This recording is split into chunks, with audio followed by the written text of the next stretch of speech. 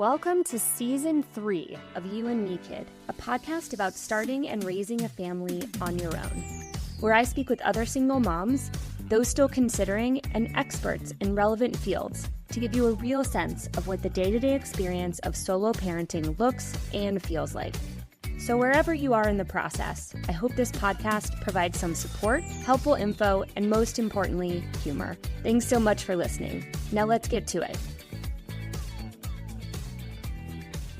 Katie, so you and I were just catching up a little bit on the comedy, I think, that is maybe just life at our age, but also just being single moms that we met 2 years ago. I was pregnant. You, I think, had a 3-month-old. That's the number that I have in my head at the time. It was your first big night out. I was still wrapping my head around being a single mom. I think you were one of the only single moms that I had met at that point. And then we haven't gotten really to talk that much about our experience except for a random text here and there about just the comedy that is single parenting. So I'm so excited to actually talk to you today about the past couple years with your kiddo and just kind of see how much our experiences overlap or not. I'm excited. So just for those listening, remind me how old your kiddo is and then what you do for a living. And you're in Denver, correct? I am in Denver. My daughter Laurel is 2.5. A very precocious 2.5. My career journey, which we'll probably get into here, I am working in manufacturing right now, which is not where I thought I would be. I am working for a family-run metal fabricating business, which is not my skill set. I think it's fair to say it's also not my passion. But in having a 2.5-year-old, it is a job that came up that has afforded me the ability to sleep in my bed every night and spend time with my daughter. So previously was in consulting and finance, traveling a lot, and I'm now in a small family business here in Denver. Amazing. Okay, great. So let's back up a little bit. As you know, you've listened to the podcast. I just want to get a little bit of the brief kind of how you became a single mom. When did that idea start? When did those decisions start being made? Back me up a little bit, 2.5 years. Yeah, I think it goes back, maybe 8 years or longer. I don't know. It's just such a part of who we are. I mean, I guess I'll start with I struggled with dating in my 30s and was single, but living a really fulfilling life. I was traveling a lot for work. I was having great adventures on the weekends. I was traveling a lot. I had a fantastic group of friends, but the dating piece just never really clicked. And I wasn't terribly panicked about it. It was something in the back of my mind where I was like, at some point I want a house, a dog, a kid, a partner, all of those things. But, day to day, things were pretty good. I went to visit a friend in Minneapolis, and her husband was diagnosed with leukemia a year into their marriage. And she pretty quickly had to make the decision of what they were going to do for their family planning. And she froze her eggs. He did what he needed to do prior to starting treatments. And so we got started on the egg freezing conversation. I'll just add the little snippet. He is doing fine now. They have 2 kids. He's in remission. She's still a very close friend. But she was the first one who broached the conversation with me of, well, have you thought about freezing your eggs? And at the time, it was easier not to think about. And this is probably 8 years ago. And I will say that in the last 8 years, and maybe it's my friends getting closer to 40 or advancements in egg freezing or just the industry changing, but no one was really talking about it then. And so it was this specific friend who was doing it for a very necessary reason that broached the conversation with me. And I started thinking about it, and I was traveling a lot for work. I was busy. I was like, you know what? I'm going to do it. And at the time I felt kind of embarrassed about it. I didn't talk about it. A lot of friends didn't know I was doing it. I ended up having to tell my boss because I was traveling so often for work that you can't do all of the appointments. And it was a really wonderful conversation. I knew I had a great boss at that point and that he opened up about his wife's fertility journeys, and we were able to share that, which was helpful because, as you know, with fertility treatments, I missed a flight. I was supposed to be in Chicago one afternoon for something, and I have never overslept in my life. You pump enough hormones into you that I woke up, slept through 2 alarms, and was like, oh, I'm supposed to be somewhere and I cannot be there. So interesting process of egg freezing. It's amazing to think about what women go through in the workforce. And then I made it to Chicago and I'm sweating in a meeting and bright red. Everybody goes out for drinks afterwards. Can't have a drink, but don't really want to tell anyone what's going on. Oh, yeah. That was my egg freezing. Did that, but never thought that I would do it on my own. I remember shortly after that, I was talking to an acquaintance who had used the same fertility clinic, and we were just kind of sharing stories about the process. And she asked if I would ever consider having a kid on my own. And I remember being so offended. And that's maybe not the right response, but the back of my mind was like, I'm great. Why would I ever have to do this on my own? Like, clearly somebody's coming by that, maybe I'm a little older and I'll need to use those eggs. Like, I'm not doing this on my own. Time passes. It's amazing all these things happen. I am on a text chain with a bunch of friends from grad school, and we share life updates. And at some point, one of the women in the group announced that she was pregnant, and she's more on the periphery of my friends. And I remember having to text another friend to say, hey, is she dating someone? Did I miss some steps? What's going on? And got the update that no, I didn't miss any steps. I didn't miss any updates, that she had opted to have a kid on her own. And that was one of the first moments where I thought, oh, maybe I could do it. And I don't know why it took knowing someone personally who made the courageous leap to do it, that I thought, oh, I could do that. And then having a conversation with her really helped. Some of my fears around having a kid on my own involved, like, how do you pick a donor? Is there shame around this? Many of the same fears I'm sure you and others have had. But had a conversation with her, got put in touch with a couple of other women who had gone down the same path and got inspired. I will also say, and I'm trying to think of how the timeline all lines up, but at this time, we're also in the middle of a global pandemic. I had taken a year off to travel the world, which only lasted for about a month. I was in Spain when the borders were closing. I had rented a cute little apartment, was going to take Spanish lessons for a year, like figure out what I was doing with my life, and ended up having to rush back to Denver. So I had rented out the condo that I owned to someone. She ended up moving out, which was great, so I could move back home. But I found myself in Denver without a job, couldn't travel, couldn't really see my friends. I mean, it was a weird time for everyone, but I got a dog. I got the rushed pandemic puppy, and I love her more than anything in the whole wide world. I went from being like, I'm going to wait until I have a partner and a yard and all of these things to get a dog, to I'm a crazy dog person now. And in realizing that I built this little family with a dog. Dog was your gateway drug. My dog is 100% my gateway. Wow. Yeah.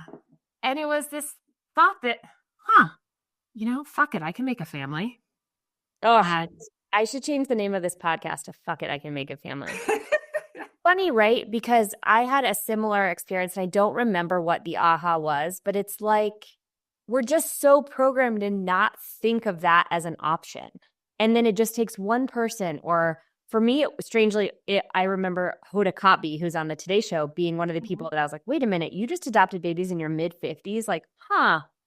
And something just like that switch flips of, wait a minute, I can do this on my own. Like, that's allowed, And then the minute that opens, something really changes, I think, in your ability to then be like, oh, could I? Do I want to? What does that entail? And then, the do I want this, and do I want it maybe more than a partner, at least in the short term, or some of those big scary questions. But I think that's right. It's not a question for me that like was there always. It just, someone lit the light, and all of a sudden I was like, well, duh. I think of this before. For me, it was one of the things that I waited. I sat on it and I stewed in it. But then once I was ready to do it, I was like, okay, now we're doing this now. Totally. Especially with COVID, right? I was in a similar boat. I was going through IVF stuff in COVID, and it's like, man, did we have a lot of time to think. And I feel like I explored every corner of my brain and, every corner of Netflix as well. But it gave me so much time to think and analyze and overanalyze. And so coming out of that, I think I probably was in a similar boat than you were, which like, let's go. Mm-hmm. I also waited. I'm very much a planner. So I'm at home. COVID has happened. I don't have a job. I have this dog, but I'm in downtown in a 3-story walk up. And I was like, well, I need to line this up. I need a job so I can get a house with a yard for the dog. And then once I do that, then I can start the kid process. And nothing has ever lined up in the way that I've planned it in that sense of like, oh, I got a job. And then I got this house that I love. And then I waited until I got vaccinated. And I made the appointment shortly after I got vaccinated to implant an embryo. Yeah. How was the structure of what you ended up doing in the fertility world? Did you do IVF? Did you have an embryo donor? Well, how did that all work? So I froze my eggs in my early 30s. I was fortunate, and then I had a lot of eggs. And then I picked a donor and had embryos created from that. Season 3 of You and Me Kid is brought to you by Seattle Sperm Bank. If you're planning to become a single parent by choice, you know this journey can be both exciting and daunting. That's where Seattle Sperm Bank comes in. They've got an amazing selection of donors and a super supportive team ready to help you find the right match.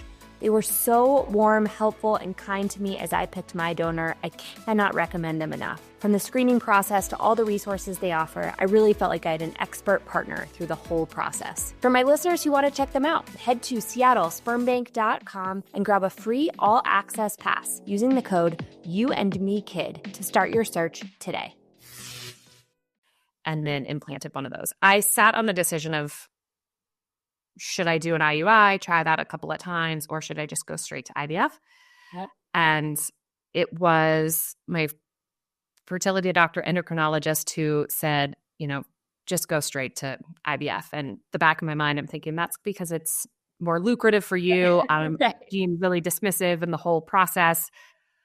And in hindsight, I'm really glad I did. I don't think I had the patience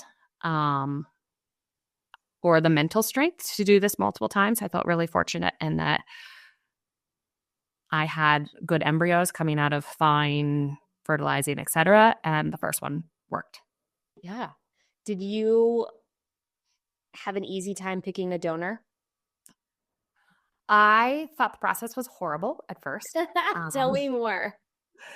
And as I mentioned, it was the thing that I got really hung up on in this whole process of, will I do this on my own?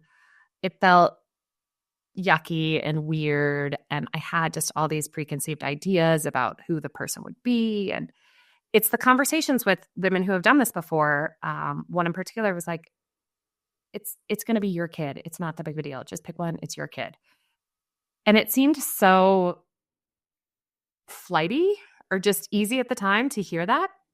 But I now prescribe to that very much, that yeah, she is very much my kid. So I tried to do it on my own. Again, I was a little closed off or maybe secretive about the process of not really ready to share the news with everyone. And so I started looking at donor registries on my own and got completely overwhelmed. I don't know if you had the same experience, like too many pictures, too many things. It almost felt like a weird online dating situation again. For sure. Yeah.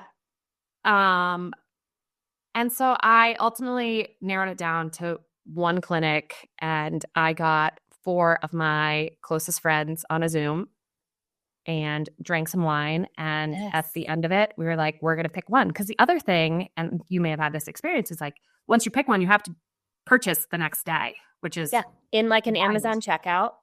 I will never forget that in my entire life, like adding it to my cart and buying it. And I took a screenshot of it because I was like, wait, what? This really feels like Amazon. Having friends, having, women around me that have known me, some since elementary school, some since college in the prime time, giggle and enjoy the process was really helpful, because I still, even in that moment, I was like, I just don't know about this. And they were so wonderful and supportive, and one made a spreadsheet, and it ended up being really great. And it was like, okay, check, that's done. Yeah. Isn't it so funny now? I mean, I feel like, especially with the podcast, that is the topic I end up answering for people the most. It's the one that feels really kind of strange to folks, to have their kid have half the DNA of this person they're never going to meet, or maybe they will. But now with a 2-year-old, I'm like, it really like couldn't matter less at this stage in my life, right? She's not talking about the donor. We're not potentially meeting up with other donor siblings. Like we'll get there and it'll be a bigger part, I think. But right now it's like she's my kid and she's her own person. And it, for me at this moment, it really just like could not matter any less how she got here, but she's mine and she's her own thing. I completely agree. I will say the one thing, my daughter has this wild curly hair that I do not have. And so it's funny to field some questions on that and the way people approach asking the question, whether they know my situation or not. Yeah. And she has bright blue eyes. I do not. But genes are interesting. There are things that are recessive. Yeah. My daughter's the same. She has like bleach blonde, like surfer hair, and she has a dimple. I don't have a dimple. But what was interesting is one of the things that I felt this weird connection with the photo of the donor as a baby. And I was like, this just looks like a happy, fun little kid. And my daughter looks exactly like the donor baby photo. So I really did get exactly what I ordered is my joke. And that's great because that's what I connected to the most was that visual part of the donor. But yeah, I mean, it's 2 years in. I think it's just so interesting looking back on some of those decisions that my feeling at this point is I wish I'd gotten started earlier so I could give myself a chance to actually have more kids because the experience for me in the past 2 years has been just so joyful and fulfilling and transformative. And I wish I'd given myself more time. I wish I'd done it earlier. But looking back, there wasn't an earlier date that I would have been ready to navigate all that came with, I think, the getting pregnant part, to be honest. I think earlier I could have managed the parenting part. It was the like IVF, the decisions, the financial piece. I wouldn't have been ready until when I actually did pull the trigger. Do you think there's something to a shift in the last 10 years of this becoming more normal? Because I even feel that since having Ellie. Yeah. I mean, when I started this process, nobody was talking about it. I was the only person that people knew. I still think a lot of times I'm the only person that people knows that's a single mom, but I think talk of fertility treatments and IVF and all that is so pervasive in my life now. It's everywhere. I think it's just been a phenomenal shift in even the past 5 years. Mm-hmm. I would agree with you that I don't think I was ready 10 years ago. I don't think the conversations were being had. Agreed. That enabled me to be ready. Yeah. Yeah, I totally agree. Which is part of the reason I started the podcast. Also to kind of help people fast forward a little bit through what we had to do, which was like find the questions themselves and then find all of the potential answers and then choose the answer that was the best for us. And it just took so much time to figure it out, how it was going to work and what my options were. And to this day, and especially with this podcast, I'm now, every time I talk to somebody, I'm hearing about an option that I didn't even know existed, like all these international options and embryo donors. And, you know, my world is being opened up even further the more I have conversations, because I think every single mom that I talk to is doing this differently, which I love. But yeah, it's a very fascinating industry, I will say. So you have a 2.5-year-old. How is parenting and motherhood different or the same than what you thought that it would be going in? It's interesting to think about parenting as one time frame. Yeah, totally. Because there's parenting an infant and there's differences and challenges there. And then I marked on my calendar 2 weeks ago that I think my daughter's transition to being a kid, and parenting a kid is very different than parenting an infant. 100%. Great point. How did the infant stage go for you?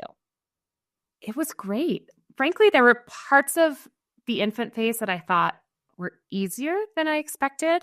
I have been blessed with a great sleeper.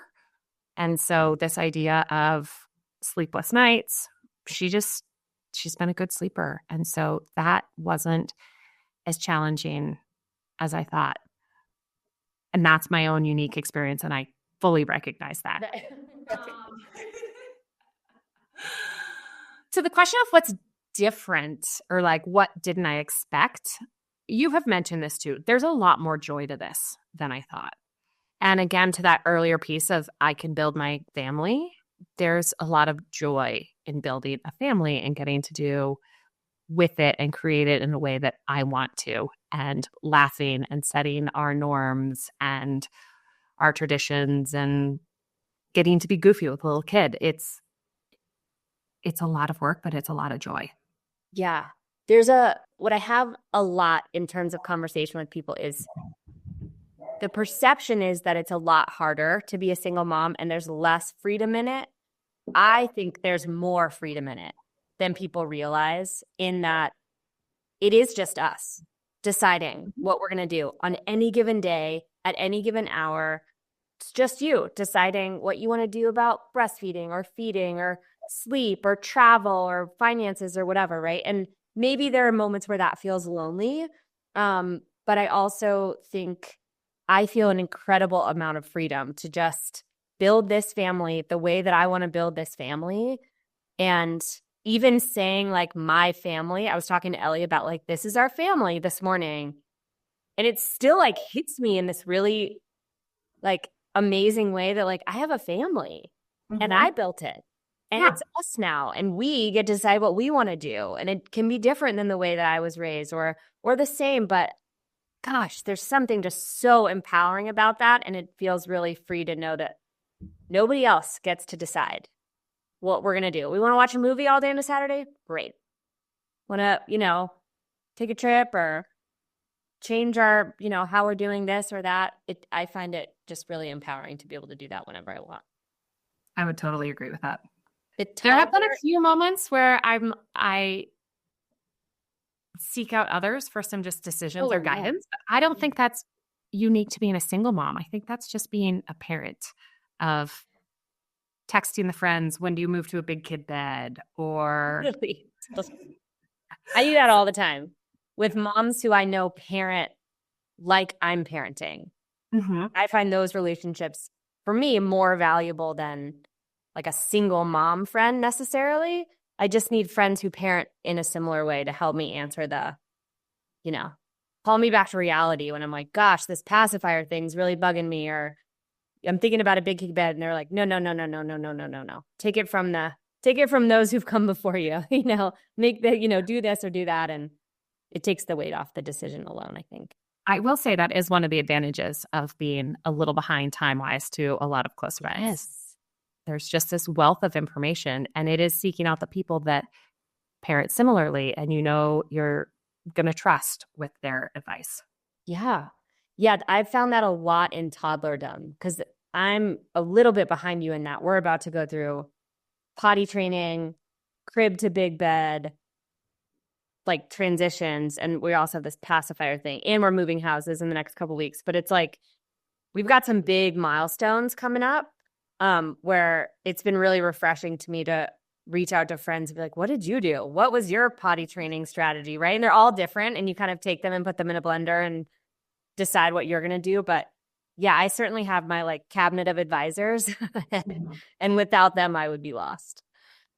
It's interesting to me, you brought this up, the number of people who tried to put me in touch with like their one acquaintance or somebody far removed from them who is also a single mother, in this hopes that like this is going to be a unicorn friendship that I never would have considered. I am so appreciative, and I recognize that we have a lot of probably shared experiences. But I have a lot of great mom friends, and I don't need the single mom specifically when I have a mom friend over here I've known since I was 7, and I trust every single thing she says, and I really enjoy hanging out with her, and I enjoy hanging out with her kids. And it just seems exhausting to me to try to make a new mom friend just for the sake that we have this part in common, which is such a small piece of, it's not a small piece, but it's like the infancy of Laurel's story. Yeah. Going into something bigger.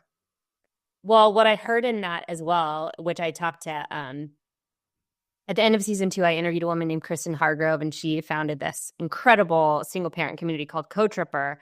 And she was like, I don't stamp myself with the single mom stamp. Like, it is not the most defining factor about me. But strangely, Like when people introduce me sometimes, the common thing is like, oh, Sarah's a single mom. And they mean it really lovingly, right? But it's not like the thing I define myself by. And I kind of heard a little bit of that in what you just said as well. I totally agree with that. I generally avoid the single mom term unless it's around logistics of, no, I don't have that second person to do something else. But otherwise, They just feed today as much as I can. Yeah. Yeah. It does take a little more planning for us to do things with kid and without kid than someone who can just like pop out of the house for 30 minutes or a couple hours. Yes. In your toddler life, our most recent text exchange was about you taking a fairly big trip with your daughter. Mm-hmm. Travel has become a common theme across almost all of my discussions over the past 2 seasons. And so I'm interested in what your experience as someone who traveled pre-baby a lot and clearly enjoys travel has been with the kiddo. I did just take a big trip. I'm going to take a step back a little bit, though, and say that in the last 2 years, I have not traveled that much. And it has been really refreshing and grounding and just as joyful. I mean, maybe I'm exhausted from going backpacking every weekend and skiing and counting up number of ski days and all of these things, that it was really fun in the first few years to like throw a kiddie pool in the backyard and have another little kid friend come over or and just hang. Yep. So this idea that, oh, I'm just going to bring my kid with me everywhere and we're going to keep going on these adventures, like maybe I just needed to slow down a little bit. That said, I did take a trip this summer and I have traveled with her before. She's camped twice this summer, which was great. Wow. I still haven't gone. I haven't done the camping. Were you solo or with other families? With other families. The first one was actually with other families I didn't know. We went bike camping, so loaded it all in a cargo bike. Oh, fun. Met some new friends and went camping, and kids don't sleep in a tent very long. At 4:45 in the morning, she was awake and like ready to go.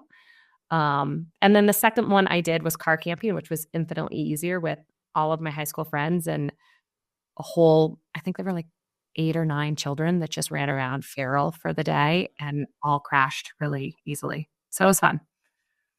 I love that. You're making me hopeful. I just haven't crossed that bridge yet.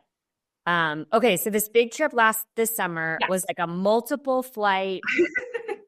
It was a big commitment in terms of kind of the two of you being solo. So tell me how that went. Yeah. We flew to Portland, Maine. I have 2 friends from college who both randomly moved to small towns in Maine. And it seemed like a good way to travel with destinations that I knew would be helpful when you had a kid. Like I was going to have support when I was there. So we flew Denver to Portland. My daughter had not had an iPad at this point, so I bought the Amazon Fire the night before, and I also did all of the Googling on, I think she's too big for the infant travel car seat. Do I rent a car seat out there? Like so many of these questions. Yes. I was right there with you. So much stuff. Yep. I also do not understand how you could do this without being physically strong. I think mothers just inherently are physically strong, but I have a huge bag. The only stroller we have is not small. I've got a car seat. I've got a not small toddler. And I have to get all these things.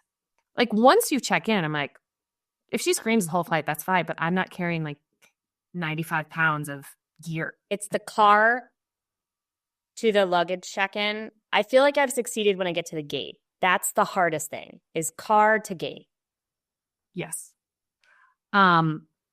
I will say that maybe one of my biggest travel hacks, and I realize this is a luxury, but it's also a result of many years of corporate travel, are the airline lounges. I love the United Lounge with a toddler.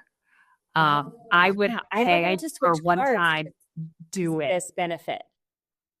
Because they're contained and the food options in the lounge are exactly what a toddler wants. Oh, you want all of this sliced fruit and blueberries?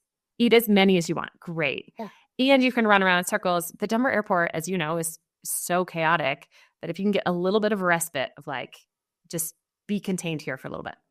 Again, not a luxury that everybody has, but I will take one fewer trip over the course of her childhood to simply pay for the lounges. Yeah, God, I'm so glad you brought that up. I have a United card that I've had for like, God, 12 years at this point, and there's a new card, and it's basically the same fee, but you get the addition, which is like primed for parents, is my baggage is free. 2 bags are free. So I'm also very conscious of how much money I'm spending on baggage, because as a corporate traveler, I never checked a bag. Heaven forbid.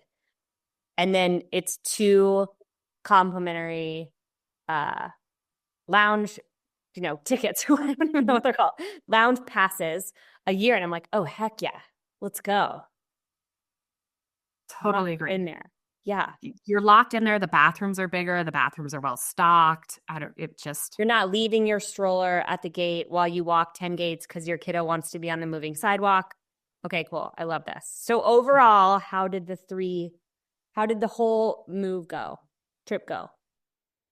It went well. I mean, again, airports are tough. So we get to the other side. We're in Portland, Maine, and I see someone I kind of know on the flight. Oh, no. Oh, no, it's great, actually. Okay. So I'm getting everything in, and I was like, Kate, can you watch my stroller while I go to the bathroom? Because it is really hard to get a stroller at all of this into the like, these are the little things that traveling with one extra person would help. Where you're like, I can just dash over here, do this, come back, as opposed to like in and out and all of these things.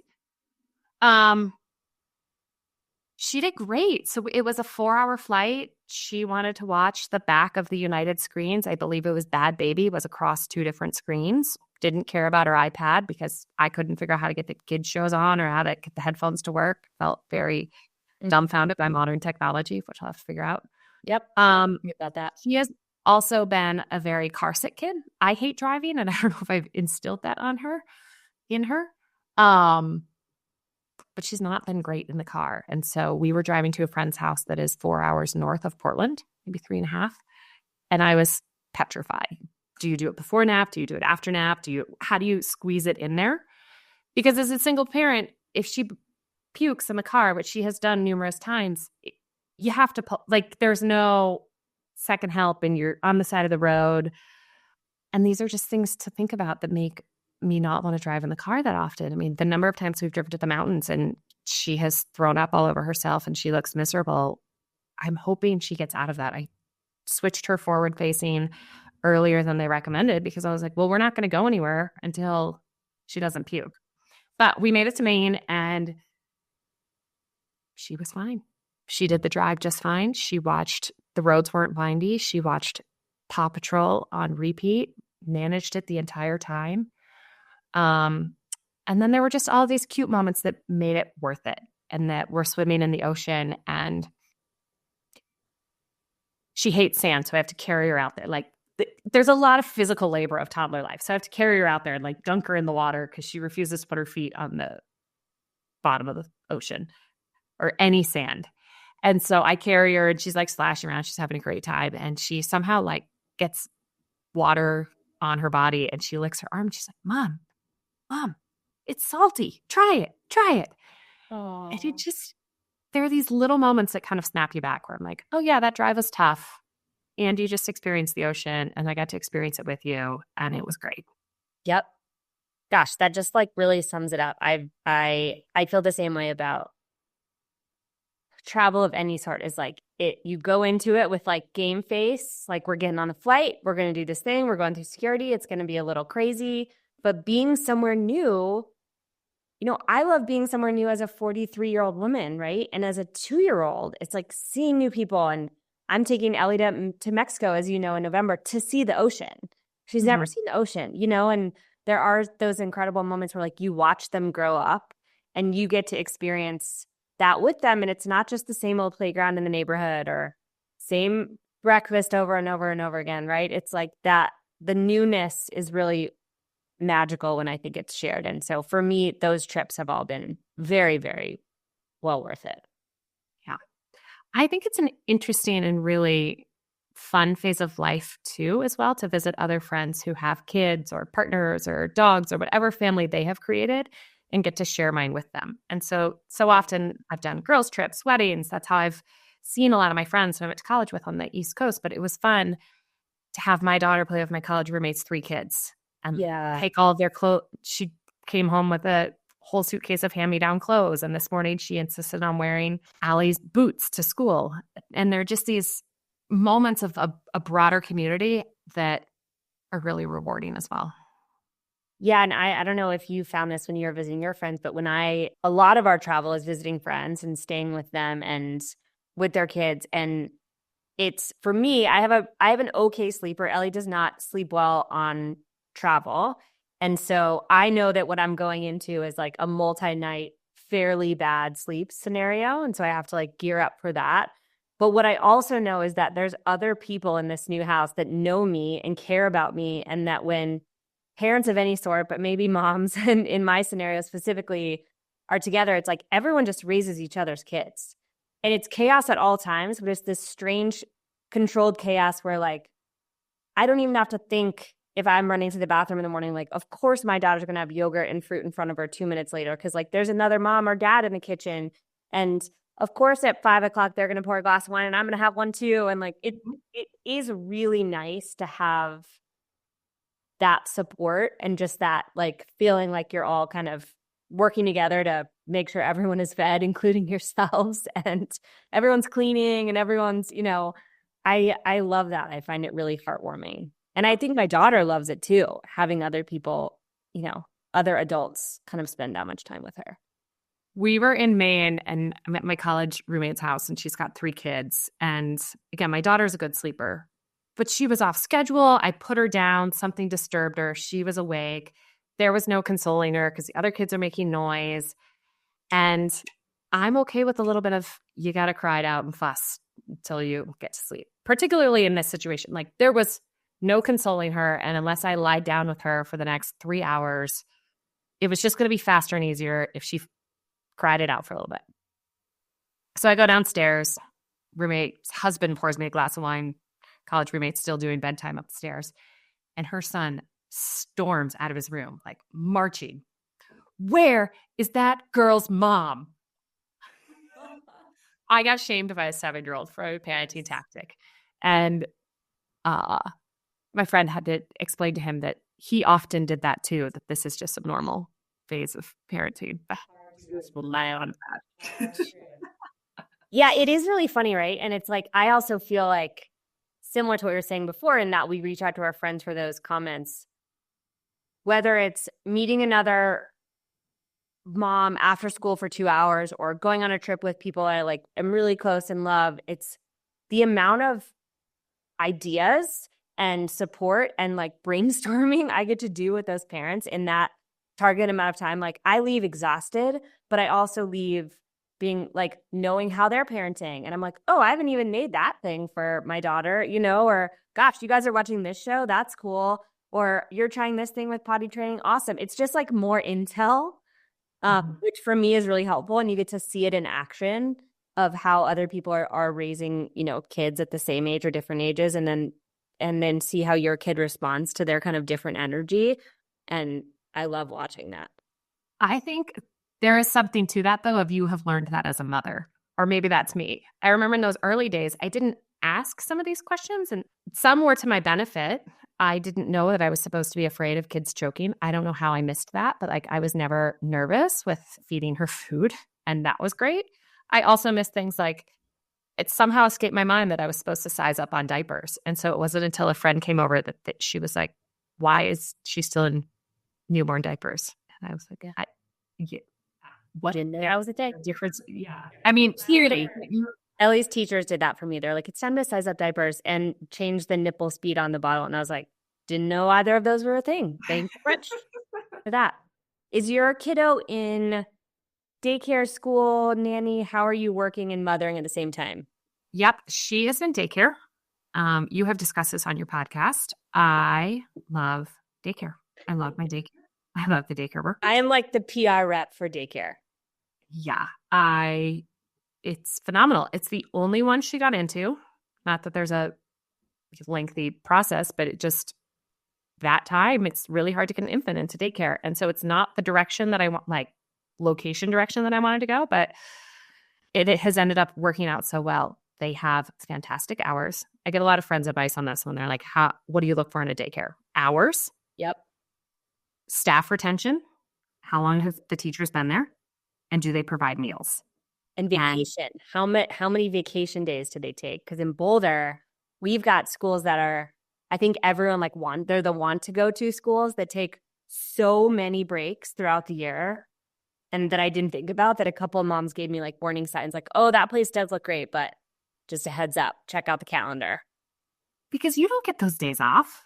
I know. I had a friend who was talking about the 2 weeks between Christmas and New Year's. The dark days, I like to call Oh. them the dark days. Oh. I do think the teachers at my daughter's school are given enough vacation time, but they are only closed Christmas Day and New Year's Day. Oh, I know. And they're open 6:30 to 6:30 every day. wow. I call those 2 weeks the dark days because it's usually like 10 days after Christmas where it's just us. And it's like the post-Christmas magic has gone away. And man, within the first couple of days, it's like we've done all the fun things and it's just cold and dark. And I am completely over it. I have a dream. I just interviewed this woman from this incredible company called Boundless Life. Have you heard about Boundless Life?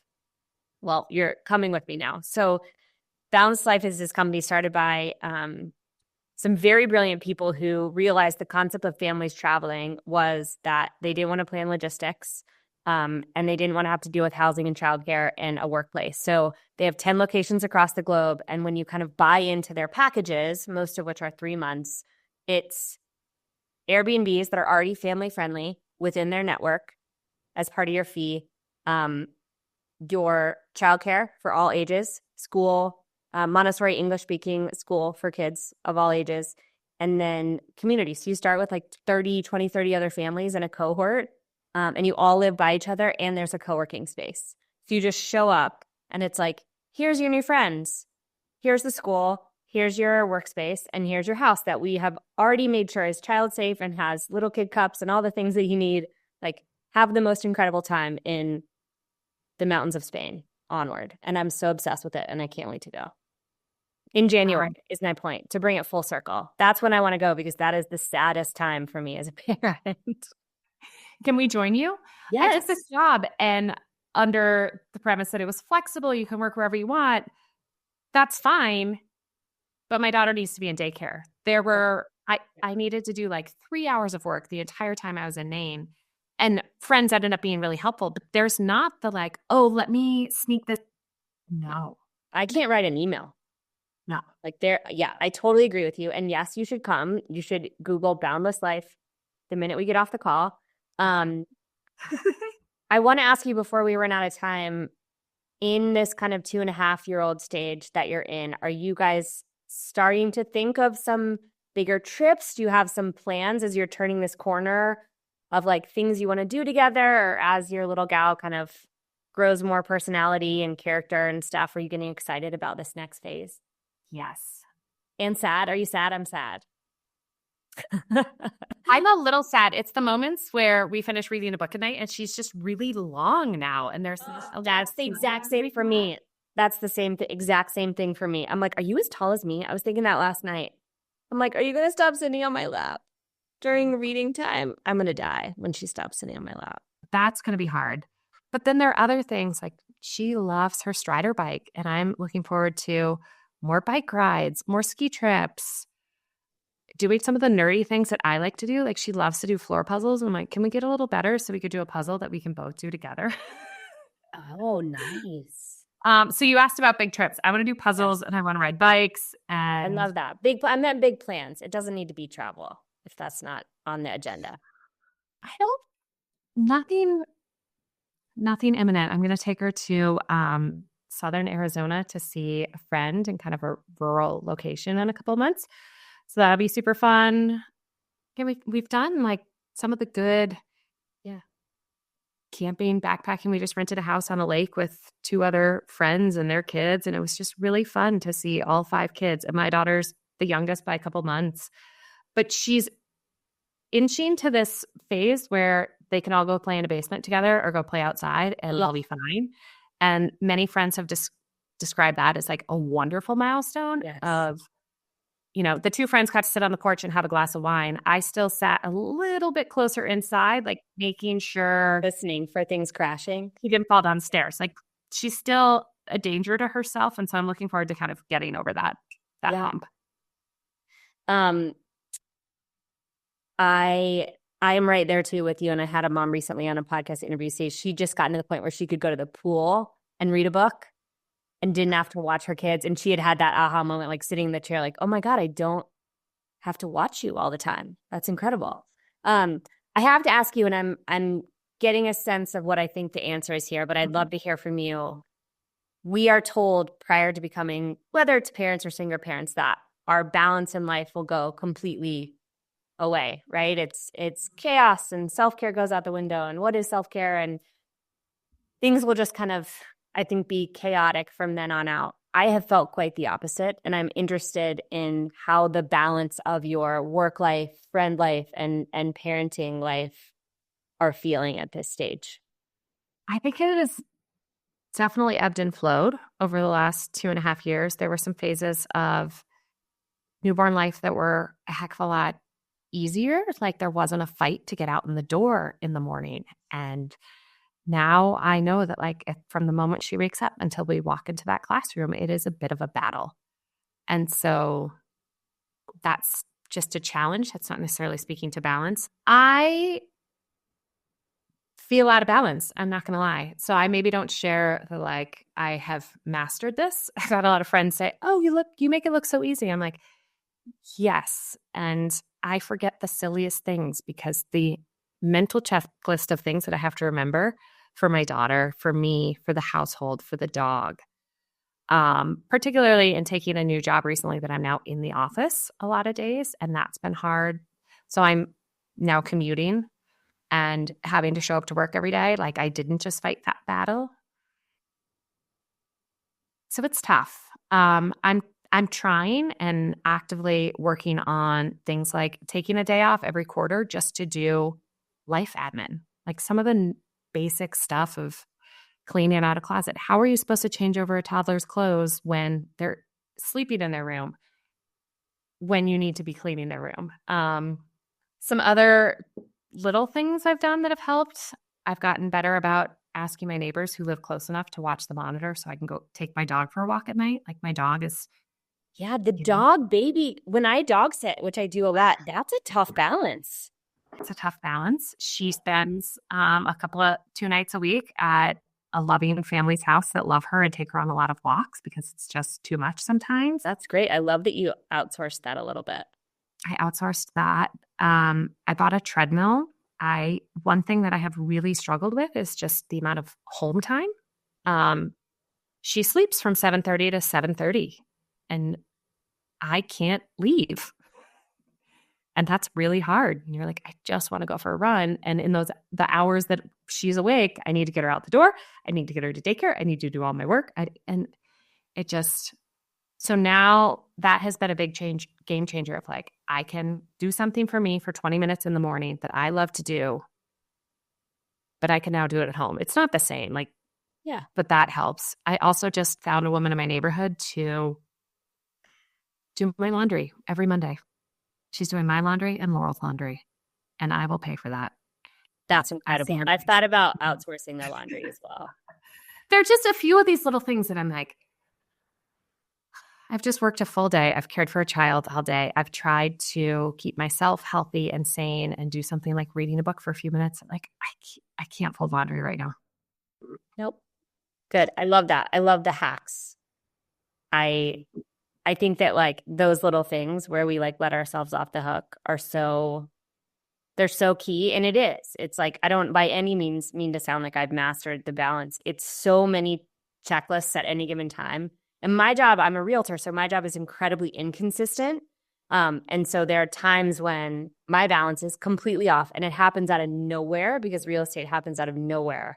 And there are days where I feel like I have the whole day to do all that life maintenance and I feel great by the end of the night, but it's every day and even by the hour, I think with children the age that we have, it's recalibrating how I'm feeling, what we need, Do we need to be alone? Do we need a break? Do we need to see other families? Do I need to nap? Do I need to do laundry? Like it's a lot more brain power for sure. Mm-hmm. I have to try to convince you, and I will cut this off the podcast, to come to Mexico with me and Becca and Andrew. I think my family's going to do a vacation at that time, which would be paid for by my mom and extended family. But I want in on the next one. I also like. I really want another family to come. I think it would be so fun. Yeah. Tina's really great. Yeah. Well, regardless of whether or not you join me in Mexico, thank you for chatting. It was so good to catch up. We really, really, really need to actually get together in real life and hang out. Have the conversation you had. Exactly. Get through maybe 4 sentences in the 2 hours we're following our kids and making sure they don't kill themselves. Yeah. But you'll probably bring snacks and I'll bring snacks, and my snacks will be more exciting to Ellie than the snacks that you brought. And nailed it. You absolutely nailed it. This 100% will be the longest conversation we ever have, even if we're friends for 20 more years, because with kids, it's just, you can't get through anything. But it was so good to see you. You too. And thanks for inviting me and sharing my story. Yeah, of course. Okay, Katie, talk to you soon. Thanks so much for listening to today's episode. I hope you enjoyed it. For more information about the podcast or me, go to youandmekidpod.com. See you soon.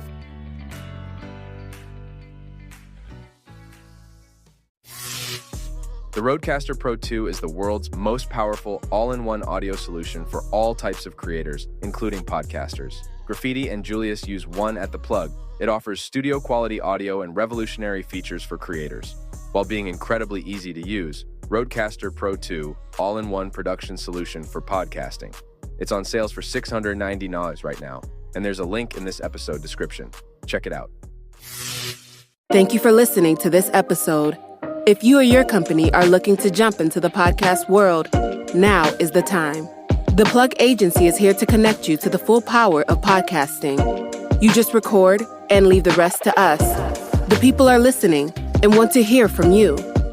theplug-agency.com.